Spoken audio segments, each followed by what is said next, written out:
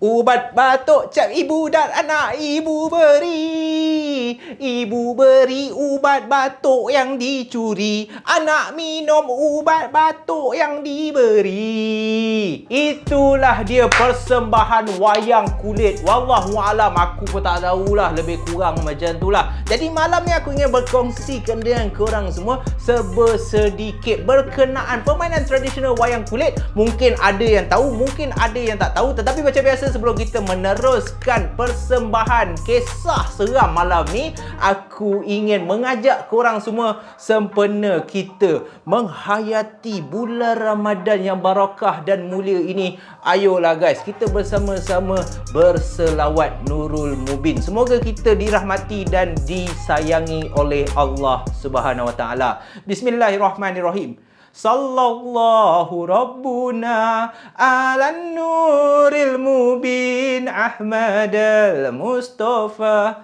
Sayyidil Mursalin. Sallallahu Rabbuna ala nuril mubin Ahmad al-Mustafa Sayyidil Mursalin. Sallallahu Rabbuna ala nuril mubin Ahmad al-Mustafa Sayyidil Mursalin. Alhamdulillah. Jadi kalau korang dah bersedia, kita teruskan guys hiburan keseraman level pisang pada malam ni. Macam biasa bersama saya Zaf Channel dalam malam puaka.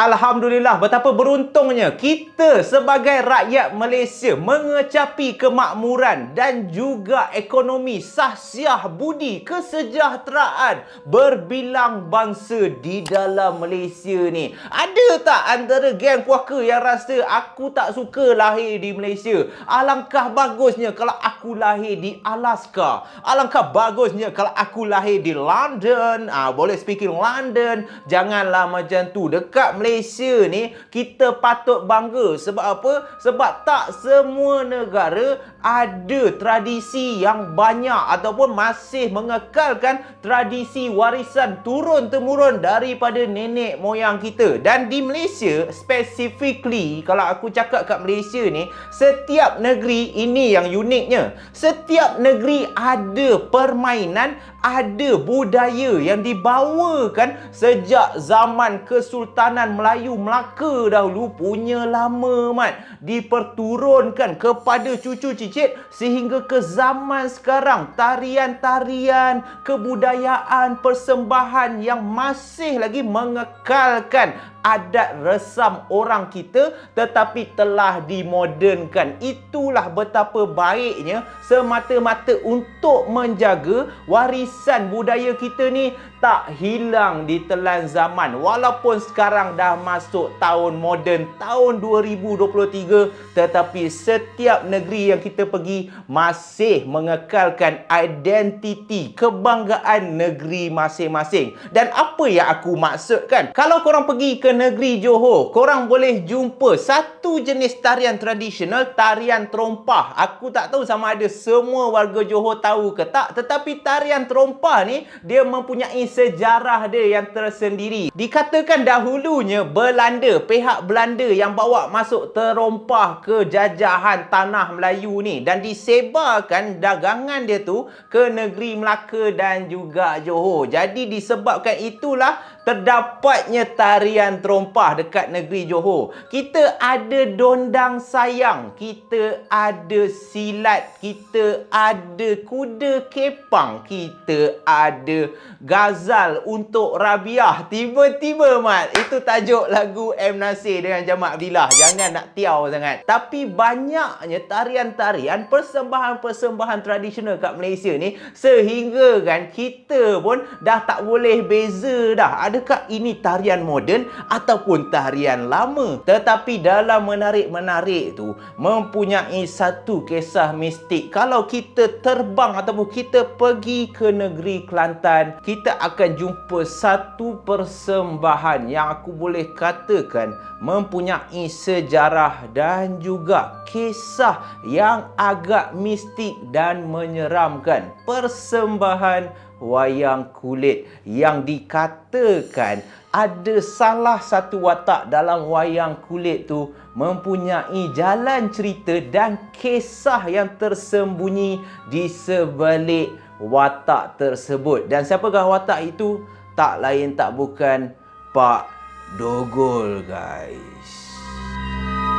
Wayang kulit tu adalah satu permainan ataupun satu persembahan, seni persembahan di mana dia akan bentangkan satu kain putih dan di belakang kain putih itulah terduduknya ataupun terdapatnya pemain-pemain lah. Kalau tak pun orang yang akan melakukan persembahan tu. Dia ada orang yang akan main lagu yang merupakan gamelan. Dia adalah dalam 5-6 orang yang akan memainkan lagu sepanjang persembahan wayang kulit tu. Dan wayang kulit ni akan dimainkan oleh seorang sahaja. Kadang-kadang ada 2 orang. Dan orang yang menggerakkan watak-watak ni, kalau dekat negeri Kelantan ataupun kalau dalam arena wayang kulit ni, dia dikenali sebagai Tok Dalang. Tok Dalang ni lah yang akan menggerakkan watak-watak ni. Dan kebiasaannya persembahan wayang kulit ni dia berkait dengan kisah tentang masyarakat, kisah sesuatu masyarakat, apa yang terjadi dalam masyarakat tu. Tetapi kalau kita bercakap pasal satu watak ni yang aku nak berkongsi dengan korang pada malam ni, watak Pak Dogol. Watak Pak Dogol ni apa yang unik dia? Korang kena tahu, dalam permainan wayang kulit, dia ada pelbagai jenis watak. Tetapi salah satu watak yang cukup terkenal adalah watak Pak Dogol. Sebab apa dia terkenal sangat? Sebab dikatakan Pak Dogol ni, dia mempunyai kulit yang hitam dan juga muka yang hodoh. Tetapi walaupun dia salah satu watak yang memang hodoh, yang memang hitam, tetapi dikatakan Pak Dogol ni dalam persembahan wayang kulit, dia adalah satu watak yang bijaksana, yang pandai, dan bukan sahaja pandai tetapi merendah diri. Kan kontra tu kan, walaupun hodoh tetapi hati baik. Sebab itulah orang cakap, kalau nak cari boyfriend, jangan lihat luaran ni, dalaman ni yang penting. Kadang-kadang luaran handsome, tetapi dalaman ni kalau busuk, kalau macam syaitan ni rojim, baik kau rembat je lah, kau buang je lah boyfriend kau tu. Tak payahlah. Oh, aku dah melalut lah, Mat. So, kita nak back to the story. Siapa Pak Dogol ni sebenarnya? Kenapa dia seorang yang baik hati tetapi berwajah hitam? Kenapa muka dia hodoh? Kenapa watak Pak Dogol ni cukup terkenal dalam permainan wayang kulit? Memang ada misteri ke pasal Pak Dogol ni? Memang Pak Dogol ni berhantu ke? Memang ada keramat-keramat ke yang tersumpah ataupun yang terjadi dekat Pak Dogol ni? Banyak betul persoalan. Relax dulu, Mat. Aku akan jawab satu persatu. Aku akan cerita dengan korang siapa Pak Dogol yang sebenarnya. Dah macam cari penjenayah pula. Aku dah sabar jap, aku dah rasa kelakar pula. Okey, kita mood seram balik. Kalau kita bercakap pasal Pak Dogol ni, sejarah ataupun hikayat Pak Dogol ni, sebelum nama dia Pak Dogol, dia merupakan seorang dewa. Ini hikayat aku nak cerita dahulu. Hikayat macam mana watak Pak Dogol ni boleh tercipta. Hikayat mengatakan Pak Dogol ni dikenali sebagai Dewa Sang Yang Tunggal. Itu nama dia.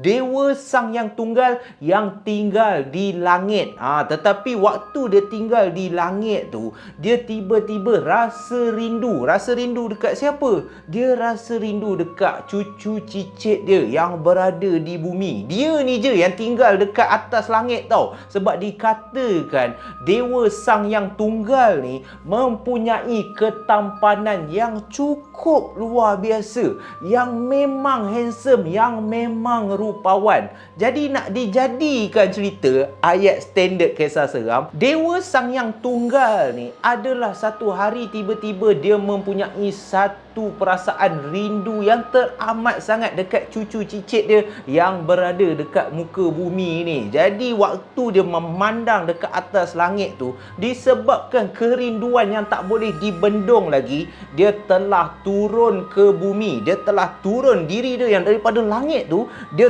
terbang ke, dia berjalan ke, dia turun ke bumi untuk bersama, untuk tengok, untuk lihat dengan lebih dekat cucu cicit dia yang ada kat bumi ni. Tapi itu telah merupakan satu pantang larang yang patutnya Dewa Sang Yang Tunggal ni tak boleh langgar. Dia sepatutnya tak dibenarkan turun dekat bumi ni. Tetapi sebab rindu punya pasal, sebab sayang punya pasal, dia pun turun. Dan apabila dia turun ke bumi ni, betapa tampan, betapa handsome, betapa moleknya rupa Dewa Sang Yang Tunggal ni. Dikatakan ikan-ikan yang berada dekat dalam laut tu sanggup pergi ke tepi pantai, Mat, semata-mata nak tengok ketampanan yang dimiliki oleh Dewa Sang Yang Tunggal ni. Kau boleh bayang tak? Mungkin ada haters ataupun geng puaka yang tanya, apa yang seram dia dalam cerita ni? Yang seram dia, Mat, macam mana ikan dekat laut, betapa handsomenya seseorang tu, ikan sanggup lepak kat tepi pantai, Mat. Kau bayang, obo-obo,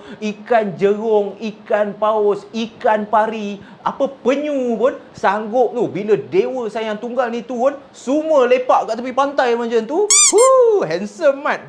Kau bayang, kau boleh imagine tak jerung duduk kat tepi tu, lepak dengan ikan pari sambil peluk-peluk, tengok Dewa Sang Yang Tunggal ni, sebab memiliki wajah yang teramat cantik. Tetapi dalam wajah yang cantik, selepas dia dah tengok cucu cicit dia dekat bumi ni, dikatakan adalah satu malam ni Dewa Sang Yang Tunggal ni kepenatan. Lalu dia pun tidurlah dekat dalam satu tunggul kayu yang berada kat tepi pantai tu. Dia masuk dalam tunggul kayu tu, lalu Dewa Sang Yang Tunggal ni pun tidur. Tetapi alangkah terkejutnya dia, sebaik saja keesokan paginya dia bangun, wajah yang tampan, kulit yang putih mulus, bak berseri umpama intan berlian, telah bertukar. Kulit dia menjadi teramat hitam, lebih hitam daripada bontot kuali, dan muka dia yang daripada handsome tu telah menjadi begitu hodoh. Dikatakan kemungkinan disebabkan Dewa Sang Yang Tunggal ni melanggar pantang larang ataupun syarat yang telah diberikan, iaitu daripada langit dia turun ke bumi. Jadi kekallah Dewa Sang Yang Tunggal ni berupa hodoh berkulit hitam. Lalu Dewa Sang Yang Tunggal pun menukar nama dia. Setiap kali penduduk bumi tanya dia, "Hei, engkau yang hitam, engkau yang hodoh, siapakah nama engkau?" Dia takkan gelarkan diri dia Dewa Sang Yang Tunggal, tetapi dia akan gelarkan diri dia, "Akulah Pak Dogol."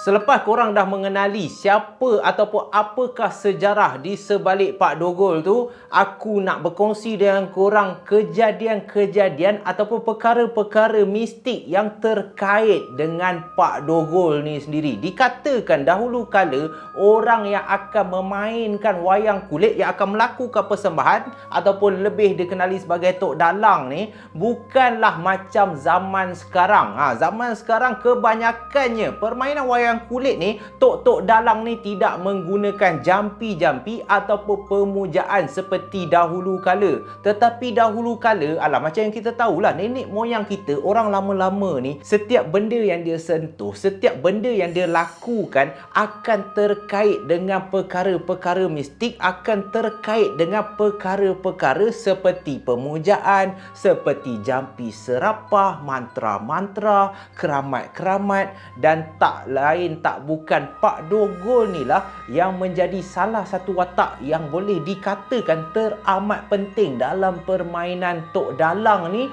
sepanjang melakukan persembahan wayang kulit. Betapa pentingnya watak Pak Dogol ni, wayang kulit tu setiap karakter bukannya guna kertas, bukannya guna getah, tetapi sebenarnya kepada korang yang tak tahu, setiap karakter, setiap watak tu dibuat menggunakan kulit lembu, kulit kerbau. Dia guna kulit haiwan. Tetapi walaupun menggunakan kulit kerbau, kulit lembu, watak Pak Dogol sahaja yang perlu mempunyai beberapa kriteria, dan kriteria dia tak boleh guna kulit lembu yang biasa-biasa, mat. Dia tak boleh sama taraf ataupun sama level dengan watak-watak yang lain. Watak Pak Dogol ni terpaksa diberikan perhatian yang lebih sehingga kan kulit lembu yang digunakan untuk mengukir ataupun membuat watak Pak Dogol ni haruslah kulit lembu yang telah disambar peti, mat. Allahu Akbar.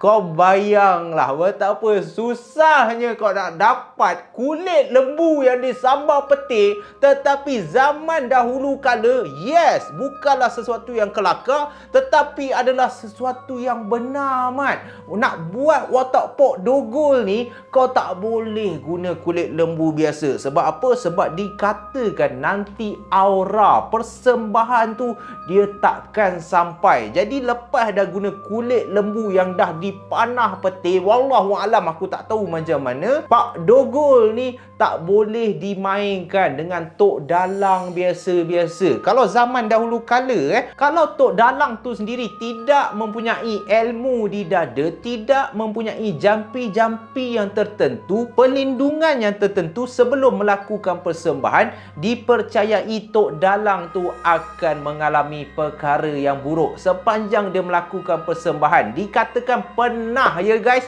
dahulunya beberapa kali disebabkan Tok Dalang ni tidak mempunyai perlindungan diri, tidak mempunyai sebarang jampi, dia nak memainkan watak, terutamanya watak Pak Dogol ni, tidak semena-mena. Kain rentang yang berwarna putih tu secara tiba-tiba boleh terbakar semasa Tok Dalang ni melakukan persembahan. Sedangkan yang peliknya, sepanjang persembahan tu tidak ada benda, tidak ada apa-apa pun yang boleh menyebabkan kain rentang putih tu terbakar. Tapi disebabkan Tok Dalang tu tidak mempunyai ilmu yang kuat untuk mengendalikan Pak Dogol ni, itulah akibat yang dialami oleh Tok Dalang tu. Tapi selain daripada Tok Dalang tu, cara penjagaan, cara penyimpanan Pak Dogol ni pun bukan biasa-biasa guys. Dikatakan setiap minggu, setiap hari Khamis malam Jumaat,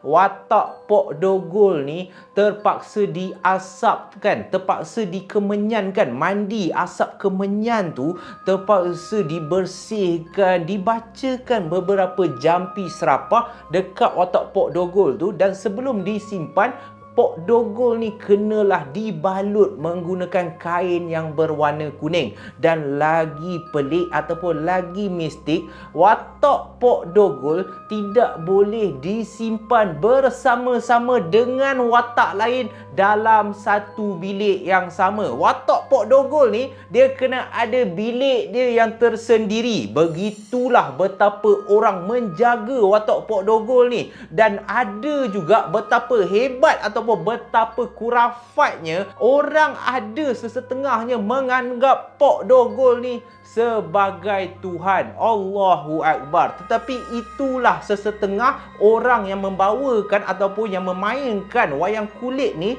dia terlalu terbawa-bawa, dia terlalu percaya dengan hikayat-hikayat, cerita-cerita yang diturunkan sejak nenek moyang mereka, dan mereka pun turut melakukan perkara yang sama. Itu Itu yang menyedihkan.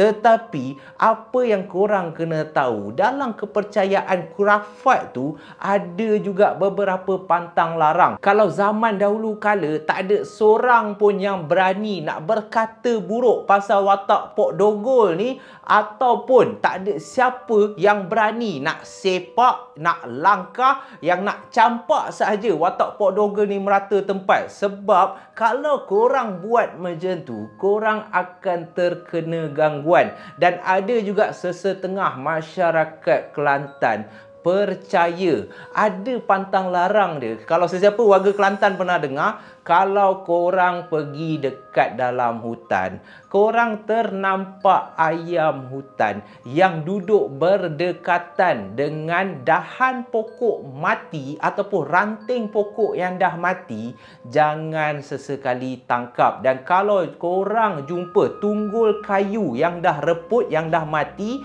dekat atas tanah dalam hutan, janganlah korang pergi kencing, korang pergi ludah ataupun buat perkara-perkara yang tak elok dekat kawasan tu. Sebab dikatakan itulah kawasan-kawasan ataupun tempat-tempat di mana Pok Dogol ni tinggal. Aku akan kongsikan dengan korang dua kisah yang pernah berlaku disebabkan mereka ni bermulut celupa, tidak hormat kepada Pok Dogol ni, telah terkena gangguan yang agak menyeramkan, guys. Kisah yang pertama ni berlaku kepada Husin. Dikatakan kejadian ni berlaku semasa Husin baru saja berusia 10 tahun. Dan kejadian ni berlaku di dalam kebun getah milik ayah si Husin ni. So, waktu dia kecil, Husin ni dia suka main lestik. Dia suka main lestik burung, lestik cicak. So, peluru untuk lestik tu kebiasaannya zaman dahulu kala diorang akan cari biji getah. So, nak cari biji getah dekat mana nak cari? Terpaksalah Husin ni ajaklah 2-3 orang kawan dia pergi ke kebun getah milik ayah si Husin ni untuk cari biji-biji getah ni dibuat peluru lestik tu. So, tengah cari-cari pada petang tu, duk sakanlah budak-budak ni, 2-3 orang kawan-kawan Husin ni kan, duk cari biji getah. Tiba-tiba mereka semua ternampak satu tunggul kayu yang terletak betul-betul di tengah-tengah antara dua pokok getah. So, ada tunggul kayu kat situ tau, terpacak, dan hujung kayu tu dah mati dah, berwarna hitam. Lalu Husin pun ajaklah kawan-kawan dia untuk pergi beredar daripada situ. Sebab dikatakan kawasan tu memang kawasan Pok Dogol. Tak payahlah kau nak ambil biji getah yang ada kat situ ke, ataupun kau tak payahlah mulut celupa pergi tendang, pergi buat apa-apa kat tunggul kayu tu. Tapi yang malang sekali, dalam ramai-ramai kawan si Husin ni, adalah seorang kawan Husin yang tengah cari biji getah tu, mulut dia tak ada insurans. Dalam mulut tak ada insurans, perangai kau sama je macam siamang tape cipan apa semua, tak reti nak jaga adab. Nama pula lempoyang. Lempoyang ni boleh tu berusia 10 tahun tu, budak-budak, tapi ni budak-budak yang memang tak makan dek saman lah. Dia boleh cakap dekat kawan-kawan yang lain, korang ni caya sangat cakap si Husin ni. Husin ni sama je dengan bapak dia, suka sangat tengok cerita hantu, lepas tu terbawa-bawa. Mengarutlah, ini tunggul kayu biasa je lah, mana ada Pok Dogol pun. Kalau betul lah Pok Dogol ada, aku nak tengok dia nak buat apa kat aku. Lalu lempoyang ni membuatkan kawan-kawan dia yang lain terkejut. Sebab apa tau? Sebab dia pergi ludah, Mat. Dia pergi ludah dekat tunggul kayu tu. Puh! Kalau sekali tak apa, beberapa kali dia ludah. Jadi Husin dengan kawan-kawan yang lain dah telan air liur dah. Sebab apa? Sebab tak percaya. Kau biar betul telur kau memang besi Iron Man lah. Berani betul lah kau ni lempoyang.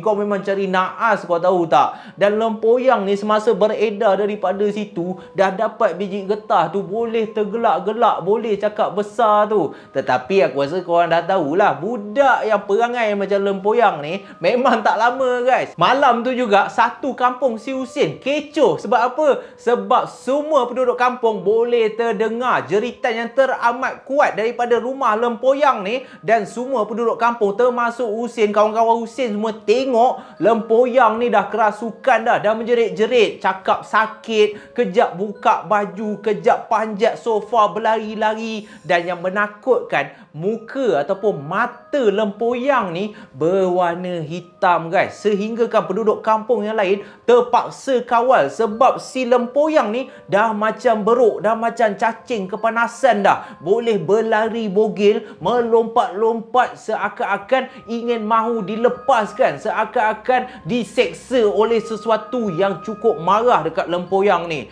Nak dipendekkan cerita, sebaik sahaja adalah seorang perawat Islam ni datang untuk tengokkan keadaan lempoyang ni, itu telah menyebabkan seluruh penduduk kampung lebih percaya, lebih takut kepada watak Pok Dogol ni, sebab perawat Islam tu sendiri bagi tahu orang ataupun benda yang masuk ataupun benda yang mengganggu anak hang ni, si lempoyang ni, tak lain tak bukan, memang betul dialah Pok Dogol. Anak engkau ni mesti ada buat sesuatu perkara yang telah membuatkan Pok Dogol ni marah. Confirm punya anak kau ni mesti ada pergi kencing ke, pergi kacau ke kawasan-kawasan yang dikatakan memang tempat tinggal Pok Dogol. Lalu perawat Islam ni pun nasihatkan penduduk kampung semua jangan sesekali berani mencabar Pok Dogol kalau tidak mahu menerima nasib yang sama. So disebabkan itu, wallahu alam lah, bagi aku ustaz pun 2 kali 5, 5 kali pen. Macam Azwan Ali cakap. Sebab apa? Sebab Allahu Akbar, ustaz sepatutnya merawat, tu dah betul. Tetapi janganlah menakut-nakutkan penduduk kampung dengan watak Pok Dogol ni. Sepatutnya seorang ustaz perlulah nasihatkan penduduk kampung jangan percaya kepada benda-benda tahyul. Benda-benda semua ni adalah mainan syaitan, mainan jin. Kenalah tingkatkan ibadah, kena takut hanya kepada Allah Subhanahu Wa Taala. Ini tidak, ustaz pun lebih menakut. Peting kau.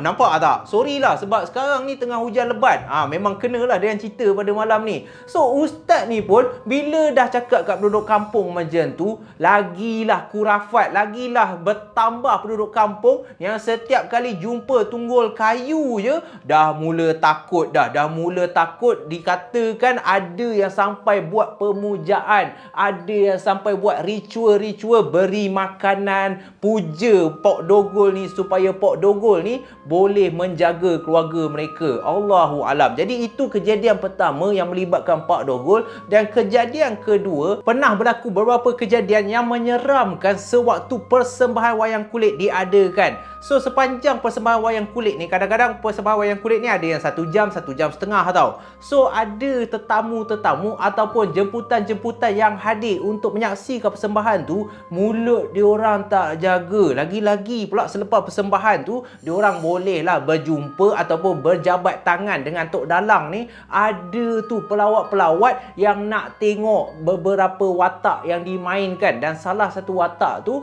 merupakan watak Pok Dogol lah. So bila dia pegang watak Pok Dogol tu, adalah orang-orang yang bagi aku tak reti adab ni. Ini Pok Dogol ke? Beruk ni, macam beruk je. Dah lah hitam macam buntut kuali. Hidung dah lah besar macam motorbot tu. So bila mulut macam tu tak reti jaga, lepas tu kau pegang pula Pok Dogol tu, kau gerak-gerakkan dia sesuka hati kau. Tak boleh sebenarnya. Tok Dalang pun kesalahan dia tidak memberitahu pelawat-pelawat ataupun penonton-penonton ni bahawa watak Pok Dogol tu engkau tak boleh sebarang je nak cakap, engkau tak boleh sebarang je nak pegang. Sebab Tok Dalang yang mengendalikan Pok Dogol pun kena juga ada pelindung diri, kena juga bacakan mantra, bukannya boleh selamba pegang. Jadi bila orang-orang ni dah selamba pegang, pernah berlakunya beberapa kejadian penonton-penonton ni datang merayu-rayu meminta maaf kepada Tok Dalang. Jadi bila Tok Dalang tanya kenapa ni, diorang katakan, boleh dikatakan setiap malam diorang akan nampak kelibat-kelibat hitam dalam rumah diorang. Diorang bermimpi watak Pok Dogol ni datang dalam mimpi diorang dengan wajah yang teramat menakutkan, seolah-olah tengah marah dan cuba mencekik, cuba menyeksa diorang di dalam mimpi. Jadi disebabkan itu, adalah sesetengah penonton yang bermulut celupa ni apabila dah terkena gangguan teramat teruk, nampak kelibat hitam, nampak Pok Dogol ni, diorang semua dah tak berani dah untuk mempermainkan watak Pok Dogol ni. Dia ada banyak-banyak watak, tetapi watak yang orang paling perlu hormat, yang paling perlu takut adalah watak Pok Dogol, sebab watak Pok Dogol ni dikatakan ketua kepada semua watak dalam permainan wayang kulit. Jadi itulah sedikit perkara-perkara mistik, kejadian-kejadian mistik berkait rapat dengan Pok Dogol sewaktu zaman dahulu kala lah. Tetapi alhamdulillah, zaman sekarang permainan tradisional wayang kulit ni masih lagi dibawakan, dan aku sebagai rakyat Malaysia amat bangga. Aku nak sangat setiap negeri memartabatkan permainan-permainan ataupun budaya-budaya warisan supaya tidak lupus ditelan zaman, dan aku harap generasi akan datang boleh mengekalkan, boleh membawakan permainan-permainan tradisional ni ke persada antarabangsa supaya seluruh negara akan mengenali adat resam budaya kita, guys. So, apa pendapat korang tentang watak Pok Dogol ni? Bagi diri aku sendiri, tak kisahlah tradisi tak tradisi, warisan tak warisan, benda tu kita kena kekalkan, tetapi janganlah sesekali kita memasukkan unsur-unsur khurafat, unsur-unsur yang tidak elok. Memang zaman dahulu kala orang akan kemenyankan watak Pok Dogol ni, balut kain kuning, bacakan beberapa jampi serapah. Tetapi alhamdulillah, disebabkan kemodenan, disebabkan kita telah diajar lebih kuat bab-bab agama ni, bab-bab khurafat ni, jadi aku boleh katakan hampir keseluruhan persembahan wayang kulit yang berada kat Kelantan tidak lagi mengamalkan ilmu hitam jampi serapah semasa melakukan persembahan. Ingatlah, tak kisah apa yang kita buat, yang penting sekali jangan sesekali kita melakukan perkara khurafat, mensyirikkan Allah semata-mata untuk mendapatkan kesenangan ataupun untuk berasa hebat di dunia, kerana dunia ini hanya sementara. Apa yang kita buat kat dunia ni akan diperhitungkan semuanya di akhirat kelak, dan akan diadili dengan sebaik-baiknya oleh Allah Subhanahu Wa Taala, guys. Jadi itulah kisah untuk malam ni, kisah Pok Dogol. Ada tak antara korang yang pernah mengalami pengalaman yang menyeramkan bersama Pok Dogol, ataupun korang sendiri merupakan tok dalang dalam permainan tradisional wayang kulit? Korang boleh tinggalkan komen korang dekat bawah. Dan itulah watak yang cukup misteri, yang mempunyai keramatnya, watak Pok Dogol, guys. Jujurlah pada